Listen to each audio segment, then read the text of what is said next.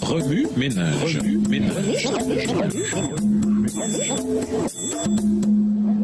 Bienvenue dans votre émission Remue ménage. Nous voilà à la leçon 3 qui va du 10 au 16 octobre. Les 5 derniers rois d'Israël. Ils faisaient droit aux pauvres et aux malheureux, et on s'en trouvait bien. Celui qui agit ainsi montre qu'il me connaît vraiment, moi le Seigneur. Jérémie 22, verset 16. À la recherche d'un homme juste, lisons Jérémie 5, le verset 1. Jérémie 5, verset 1. Parcourez les rues de Jérusalem. Regardez, informez-vous, cherchez dans les places s'il s'y trouve un homme, s'il y en a un qui pratique la justice, qui s'attache à la vérité, et je pardonne à Jérusalem. De nos jours, trouver un homme ou une femme juste revient, comme à l'époque de Sodome et Gomorrhe, à chercher une aiguille dans une botte de foin. Lead me Lord, Conduis-moi Seigneur, interprété par le Brooklyn Tabernacle Choir, est un de mes cantiques préférés. Conduis-moi Seigneur, je te suivrai. Conduis-moi Seigneur, j'irai. Tu m'as appelé, je répondrai. Conduis-moi Seigneur, j'irai. Je suis certaine que beaucoup d'entre nous voulons être justes et suivre le Christ, où qu'il nous conduise. Mais dès que l'occasion se présente, notre refrain change et nous chantons « Pourquoi moi Seigneur ?» Autrefois, la sainteté, la modestie et une révérence authentique envers Dieu et tout ce qui le concerne étaient de la plus haute importance. Mais aujourd'hui, force est de constater que les choses ont changé. Dans ce monde postmoderne où les normes ont été nivelées par le bas, il est beaucoup plus difficile de trouver des gens purs et nobles. La quête d'un homme et d'une femme juste doit commencer à l'intérieur de nous-mêmes, au moyen de la prière et des actions de grâce qui font brûler la chandelle de la vérité. Cette lumière éclaire notre cœur et notre esprit. Elle nous révèle ce qu'il faut faire pour devenir ces personnes justes que Dieu cherche afin qu'ici-bas, nous soyons en quelque sorte ses mains et ses pieds. Le juste doit-il être parfait? David était un homme consacré à Dieu. Néanmoins, il a commis certains des péchés les plus graves jamais consignés dans la Bible. Sa vie était un kaléidoscope de haut et de bas émotionnels à l'origine des sommes que nous connaissons et aimons tant. David, ce guerrier extraordinaire, père, dirigeant et véritable ami, a aussi été un adultère et meurtrier. Pourtant, Dieu a appelé cet homme contradictoire et loin d'être parfait, un homme selon mon cœur. Acte 13, verset 22 de la version Colombe.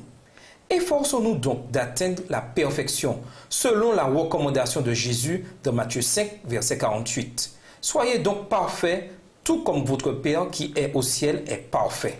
Chaque jour, prions Dieu de nous enseigner ce qu'il faut dire et faire. Prions pour qu'il nous transforme en hommes et en femmes justes, car c'est à cela qu'il nous a destinés. La quête se poursuit. Au revoir. Et à demain si Dieu veut. Remue ménage. Remue ménage.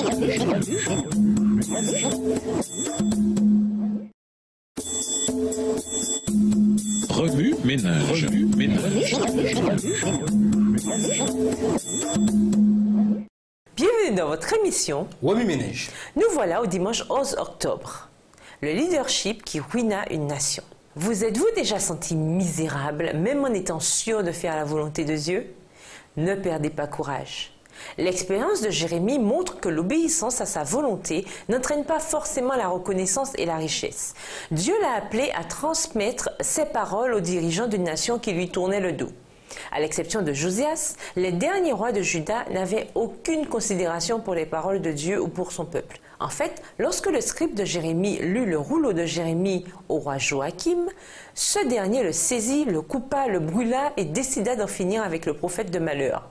Un geste terrible pour Jérémie, son scribe, et pour le peuple de Juda dont les jours étaient comptés. Jérémie 36, les versets 20 à 26. Réveil, réforme et restauration. Nous vous invitons à lire 2 Rois, les chapitres 22 et 23. Au cours du ministère de Jérémie, il n'y eut qu'une seule note lumineuse. Josias, âgé de 8 ans, lorsqu'il devint roi de Juda. Quand Jérémie entra en scène, il en avait 21. Il en était donc presque à la moitié de son règne de 31 ans. Le royaume du Nord avait été complètement balayé par les Assyriens depuis un bon bout de temps. Les membres des 10 tribus qui avaient habité dans cette région avaient été tués ou emmenés captifs pour être assimilés aux autres peuples assujettis. Il ne restait en Israël que Juda, le royaume du sud. Les 2 tribus restant en Juda bénéficiaient donc d'un sursis à l'exécution du jugement divin. Et pourtant, la leçon montrant comment Dieu traitait les rebelles semblait leur échapper. Josias se fit un devoir de purifier le royaume du sud. Il étendit ses réformes jusqu'aux hôtels et aux lieux de la région du nord. Josias procéda également à la restauration du temple. On découvrit alors le livre de la loi de Dieu. Tandis que le secrétaire le lui lisait, Josias se rendit compte à quel point la nation s'était enfoncée dans le péché. Il se repentit, s'humilia devant Dieu, puis conduisit la nation dans un réveil. Il détruisit les idoles et les lieux de culte païens. Il renvoya aussi les prêtres qui n'étaient pas de la tribu de Lévi et mit fin au sacrifice humain, au culte des morts, à la divination et au spiritisme. Josias ne s'arrêta pas là. Il rétablit la dîme, les différentes offrandes faites à Dieu et l'observation de ses 5 jours. Parce que Josias mettait tout son cœur à faire la volonté du Très-Haut, celui-ci l'honora en différant son jugement et en donnant à Juda un prophète pour préparer le peuple aux terribles tribulations qui pointaient à l'horizon. La vie de Josias à une époque où le mal régnait prouve que Dieu peut nous utiliser, peu importe notre âge ou notre expérience. Ce qu'il cherche, c'est un cœur désireux de répondre à son appel.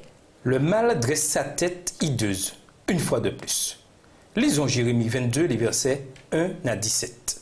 Jérémie 22, les versets 1 à 17. « Ainsi parle l'Éternel, descends dans la maison du roi de Juda et là prononce cette parole. Tu diras, écoute la parole de l'Éternel, roi de Juda, qui est assis sur le trône de David, toi, tes serviteurs et ton peuple, qui entrez par ses portes. Ainsi parle l'Éternel, pratiquez la justice et l'équité, délivrez l'opprimé des mains de l'oppresseur, ne maltraitez pas l'étranger, l'orphelin et la veuve, n'usez pas de violence et ne répandez point de sang innocent dans ce lieu. Car si vous agissez selon cette parole, les rois assis sur le trône de David entreront par les portes de cette maison. Montés sur des chars et sur des chevaux, eux, leurs serviteurs et leur peuple. Mais si vous n'écoutez pas ces paroles, je le jure par moi-même, dit l'Éternel, cette maison deviendra une ruine. Verset 6. Car ainsi parle l'Éternel sur la maison du roi de Juda. Tu es pour moi comme Galaad, comme le sommet du Liban, mais certes, je ferai de toi un désert, une ville sans habitants. Je prépare contre toi des destructeurs, chacun avec ses armes. Ils abattront tes plus beaux cèdres et les jetteront au feu. Des nations nombreuses passeront près de cette ville, et elles se diront l'une à l'autre, pourquoi l'Éternel a-t-il ainsi traité cette grande ville? Et l'on répondra, parce qu'ils ont abandonné l'alliance de l'Éternel, leur Dieu, parce qu'ils se sont prosternés devant d'autres dieux et les ont servis. Ne pleurez point celui qui est mort, et ne vous lamentez pas sur lui. Pleurez, pleurez celui qui s'en va, car il ne reviendra plus, il ne reverra plus le pays de sa naissance. Verset 11. Car ainsi parle l'Éternel sur Shallum, fils de Josias, roi de Juda, qui régnait à la place de Josias son père, et qui est sorti de ce lieu. Il n'y reviendra plus, mais il mourra dans le lieu où on l'emmène captif, et il ne verra plus ce pays. Malheur à celui qui bâtit sa maison par l'injustice et ses chambres par l'iniquité, qui fait travailler son prochain sans le payer, sans lui donner son salaire, qui dit « Je me bâtirai une maison vaste et des chambres spacieuses, et qui s'y fait percer des fenêtres, la lambrise de cèdre et la peint en couleur rouge. Est-ce que tu règnes parce que tu as de la passion pour le cèdre? Ton père ne mangeait-il pas, ne buvait-il pas? Mais il pratiquait la justice et l'équité, et il fut heureux. » Verset 16. Il jugeait la cause du pauvre et de l'indigent, et il fut heureux. N'est-ce pas là me connaître, dit l'Éternel? Mais tu n'as des yeux et un cœur que pour te livrer à la cupidité, pour répandre le sang innocent et pour exercer l'oppression et la violence. Après la mort de Josias, les réformes qu'il avait instaurées s'effondrèrent. Le nouveau roi rétablit le culte des idoles et chercha à accroître son trésor et à consolider son règne. Dans Jérémie 22, les versets 1 à 17, le prophète s'adresse spécifiquement à Joachim, mais ses paroles s'appliquent aussi aux derniers rois qui le suivirent. Le contraste entre Josias et les 4 derniers rois est clair. Josias avait pour objectif de plaire à Dieu en conduisant le peuple à la repentance et au réveil, tandis que les autres rois ne cherchaient qu'à satisfaire leur cupidité et leur soif de pouvoir, et ce, au détriment même de leur sujet. Les 4 derniers rois méprisèrent Dieu. Dès lors, ils furent assujettis aux caprices et désirs de Pharaon, puis de Nabuchodonosor. Ils devinrent à leur tour les sujets de rois étrangers, ennemis qui donnèrent aux rois hébreux des noms d'après leur Dieu. Mais revenons à Josias. Après sa mort, le peuple couronna Joachaz roi. Il ne régna que 3 mois. Pharaon Nécho le fit prisonnier et nomma Joachim à sa place. Le vrai nom de Joachim était Eliakim. 2 Rois 23, le verset 31 à 2 Rois 24, verset 20. Quand Nabuchodonosor marcha sur l'Égypte et la conquit, Joachim devint son vassal. Le roi de Babylone régna à travers Joachim jusqu'à la mort de ce dernier. Joachim, son fils, régna à sa place. Son règne ne dura que 3 mois. Nabuchodonosor l'emmena captif à Babylone, ainsi que tous les dirigeants et les gens importants du pays. Il établit alors Mathania comme roi pantin. Aucun de ces 4 rois ne vécut à la hauteur du nom qu'ils avaient reçu à la naissance. Ils reçurent donc un nouveau nom pour refléter les seigneurs auxquels ils étaient assujettis. Malheureusement, comme l'a écrit Bob Dylan, tu dois servir quelqu'un. Il y a là une leçon pour nous. Nous devons considérer qui nous servons vraiment. L'espérance au sein du désespoir. Lisons Jérémie 23, les versets 2 à 8. Jérémie 23, les versets 2 à 8.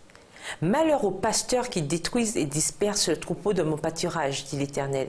C'est pourquoi, ainsi parle l'Éternel, le Dieu d'Israël, sur les pasteurs qui paissent mon peuple.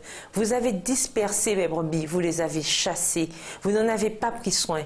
Voici, je vous châtierai à cause de la méchanceté de vos actions, dit l'Éternel. Et je rassemblerai le reste de mes brebis de tous les pays où je les ai chassées. Je les ramènerai dans leur pâturage. Elles seront fécondes et multiplieront. J'établirai sur elles des pasteurs qui les paîtront. Elles n'auront plus de crainte, plus de terreur, et il n'en manquera aucune, dit l'Éternel. Voici les jours viennent, dit l'Éternel, où je susciterai à David un germe juste. Il régnera en roi et prospérera. Il pratiquera la justice et l'équité dans le pays. En son temps, Juda sera sauvé. Israël aura la sécurité dans sa demeure. Et voici le nom dont on l'appellera, l'Éternel notre justice. Verset 7.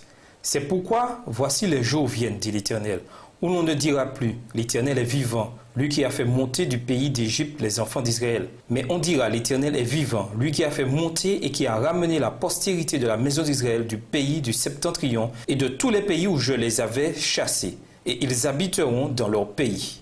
Même si Dieu avait promis qu'il jugerait et châtierait ses enfants par la verge d'un roi ennemi, il leur promit aussi l'espérance et la rédemption s'ils revenaient à lui. Jérémie prophétisa que des jours viendraient où les enfants de Dieu chanteraient un chant de louange parce que le Seigneur les ramènerait à la terre promise. Il en est ainsi pour nous aujourd'hui. Lorsque nous nous détournons de Dieu, il ne désespère pas. Il nous appelle encore par notre nom. Dans son amour, il fait des plans pour nous et ne cesse de prendre soin de nous.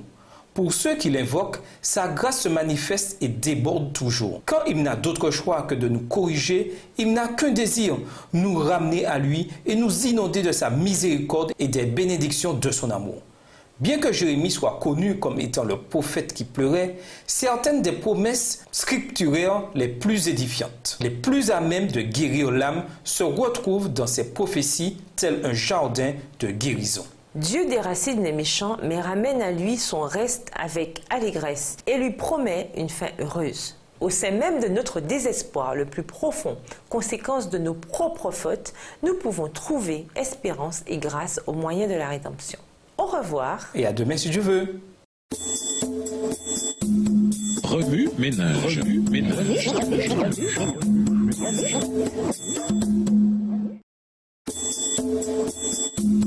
Remue ménage. Remue ménage.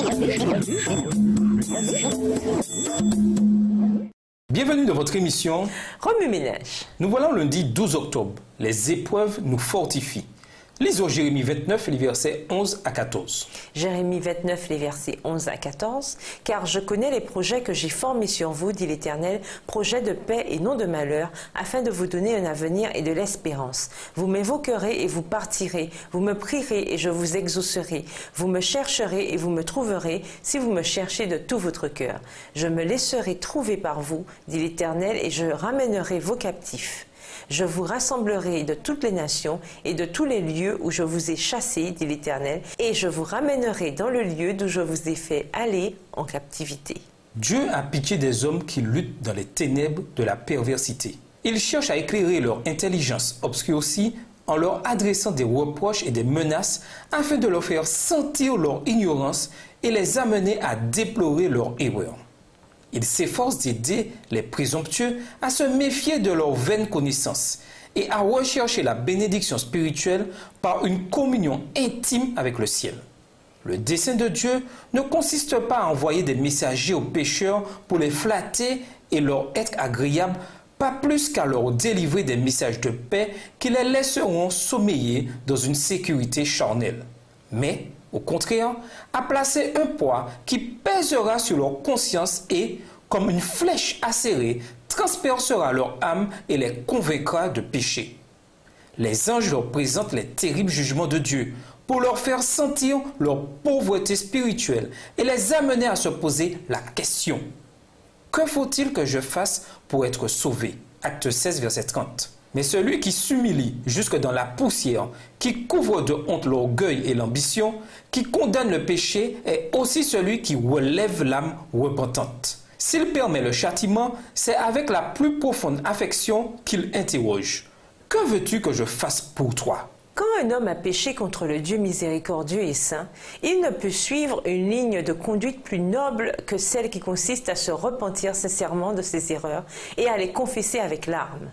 C'est ce que Dieu réclame de lui. Il n'accepte rien d'autre qu'un cœur brisé et un esprit contrit. Si Dieu conduit ses enfants par des chemins qu'ils ignorent, il n'oublie ni ne rejette ceux qui mettent en lui leur confiance. Il permettra que Jean, le bien-aimé, soit exilé à Patmos, mais l'apôtre y sera rejoint par le Fils de Dieu, qui fera passer devant ses yeux des visions d'une gloire immortelle. Quand Dieu expose son peuple à l'épreuve, c'est afin que celui-ci, par son obéissance et sa constance, soit lui-même spirituellement enrichi et devienne pour d'autres, par son exemple, une source de courage et de foi. Les tribulations qui nous éprouvent le plus sévèrement, celles qui nous font craindre que le Seigneur nous ait abandonnés, ont pour but de nous rapprocher de Jésus, de nous apprendre à jeter à ses pieds tous nos soucis et à goûter la paix qu'il nous donne en échange. Remue-ménage? Selon vous, pourquoi Dieu permet-il que ses enfants soient en butte aux épreuves et aux difficultés? Si un ami vous demandait pourquoi de mauvaises choses arrivent-elles à de bonnes personnes, que lui répondriez-vous? Au revoir. Et à demain si Dieu veut. Remue-ménage. Remue-ménage.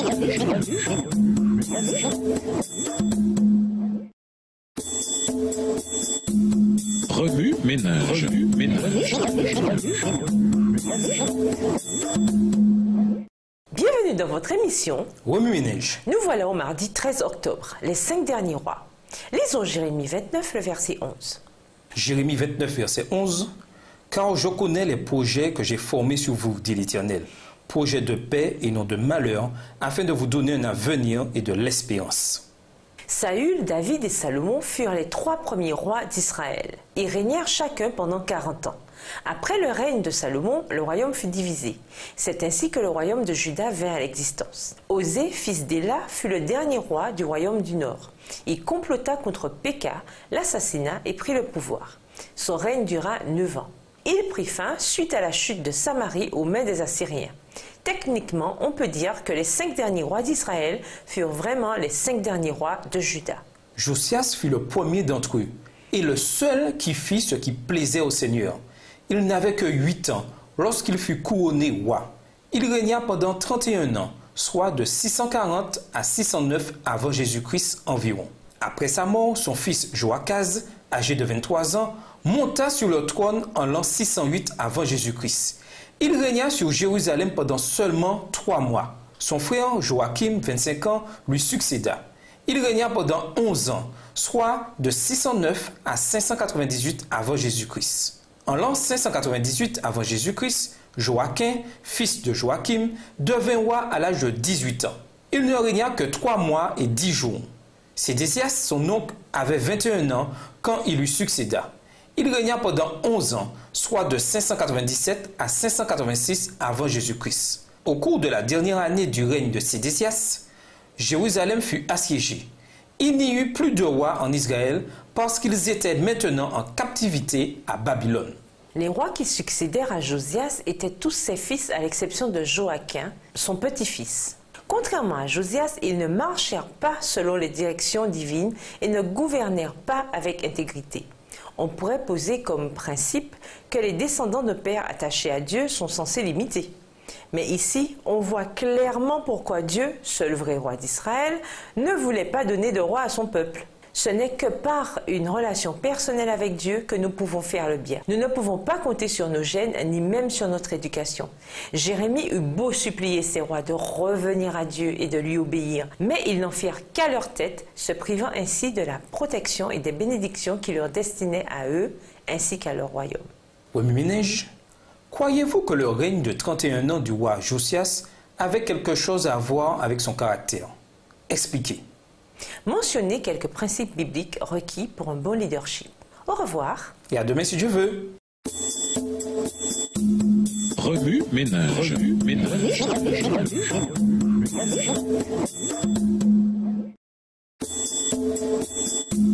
Remue-ménage. Remue-ménage.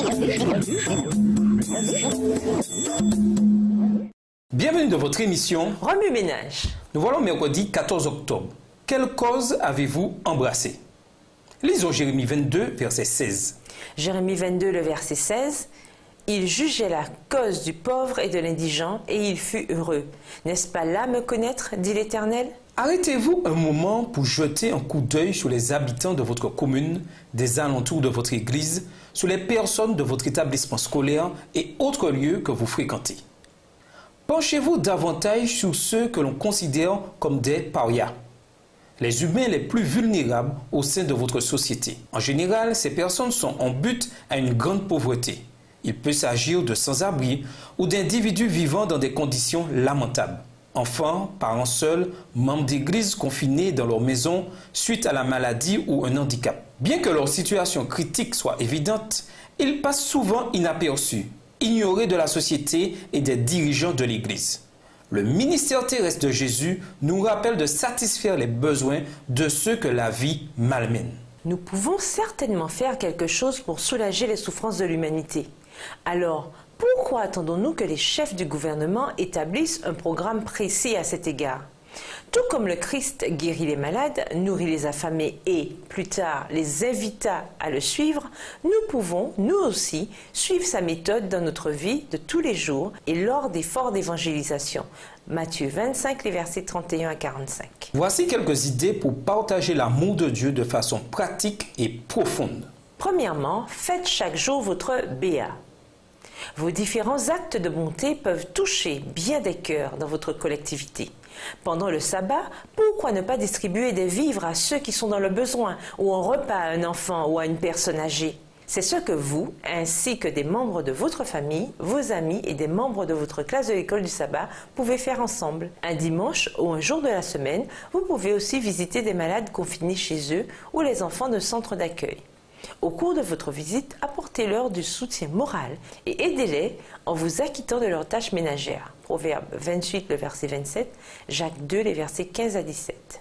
Deuxièmement, utilisez le fruit de l'esprit pour présenter la vérité.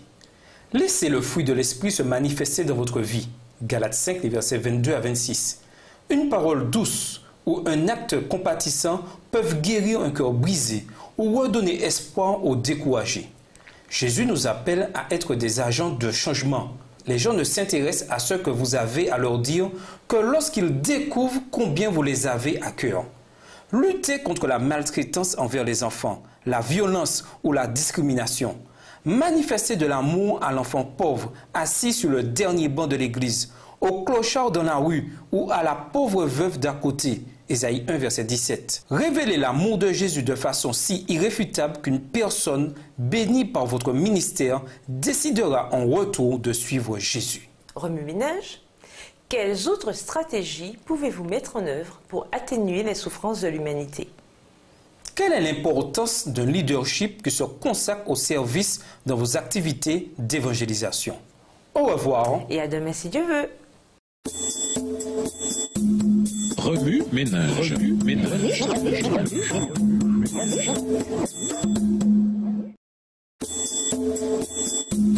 Remue-ménage. Remue-ménage. ménage.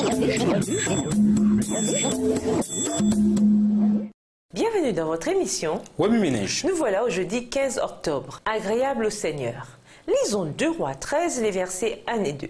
2 Rois 13, les versets 1 et 2. La 23e année de Joas, fils d'Akazia, roi de Juda, Joachaz, fils de Jéhu, régna sur Israël à Samarie. Il régna 17 ans. Il fit ce qui est mal aux yeux de l'Éternel. Il commit les mêmes péchés que Jéroboam, fils de Nébat, qui avait fait pécher Israël, et il ne s'en détourna point. Le psaume 19 se termine par ces paroles. Ce que j'ai dit et médité devant toi, j'espère que cela te sera agréable. Seigneur, mon rocher, mon défenseur. Psaume 19, le verset 15. Bien souvent, nous prononçons cette prière sans nous rendre compte de ce que nous disons vraiment. Nous demandons que notre discours, nos pensées et nos actes soient agréables au Seigneur. Tout comme pour le classement des émissions de télévision, nos paroles, nos méditations et notre comportement devraient être classés convenables pour Dieu. Le roi Josias avait certainement ceci à l'esprit. Des 5 derniers rois d'Israël, seul Josias fit ce qui plaît au Seigneur. 2 Chroniques 34, verset 2. Son leadership en amena beaucoup à servir au Dieu. Rien d'étonnant à ce qu'il ait régné sur Israël pendant 31 ans. Joachaz régna pendant 3 mois, Joachim pendant 11 ans, Joachim pendant 3 mois et enfin Sédécias pendant 11 ans. Ces derniers firent ce qui déplaît à l'Éternel. Ils n'affichèrent pas l'humilité qu'on est censé retrouver au sein du peuple de Dieu. Le Seigneur ne pouvait tolérer indéfiniment leur méchanceté. De même, il mettra bientôt un terme au péché. Quand nous honorons Dieu, il nous honore. Matthieu 6, le verset 33 nous rappelle que si nous cherchons d'abord son royaume, il nous donnera toutes choses par-dessus. L'Éternel voulait que Jérémie avertisse les rois de la destruction qui fondrait sur eux s'ils désobéissaient à ses commandements.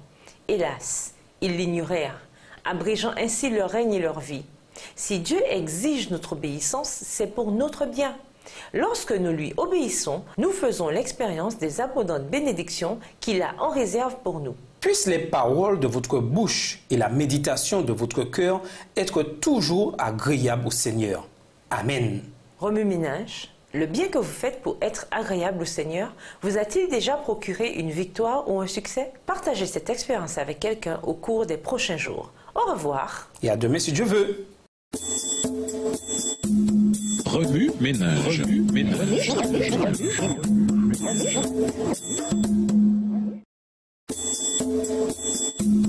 Remue ménage. Remue ménage. Bienvenue dans votre émission.